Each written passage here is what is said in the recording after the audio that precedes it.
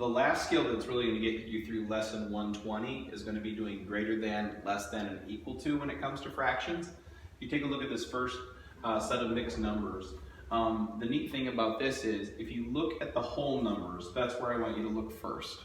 Okay? If you look at the whole numbers, whichever one is the largest, if one is larger than another, you're automatically going to know that that one is going to be greater. So you can ignore the fractions after you've looked at the whole numbers. And if that whole number is larger than the other one, this one wins, this one is going to get gobbled up because we gobble up the biggest one. Sometimes you're going to look at fractions and you're going to see that when you set up the mixed number that they're going to be the same with the whole numbers. If that is the case, you have to look at the fractions in order to know which one is the largest. There's a couple of different ways you can do this. One way that I prefer is I don't mind if you draw pictures. So if you were to look at this, if this is 2/3, you know that if this were, for example, a circle, you know that the whole number is going to have, or the whole circle is going to have 3 sections in it.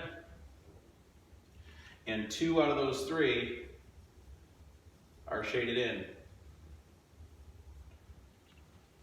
If you look at this one, it says 2 out of 4, so you know there's going to be 4 sections in the circle, and 2 out of 4 are going to be shaded in.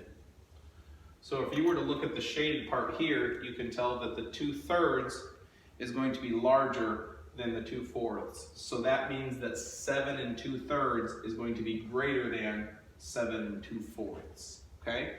At this time, go ahead and get out your math book. Go ahead and work on 299 and 300. I know those examples were quick, but this is review. These are things that you have already done before. If you need to look back at your notebook, if you need to look back at your book, go ahead and do so. And this is just going to be practice. This is not going to be for a grade, but I still want you to take it seriously and do your best. All right, thanks guys.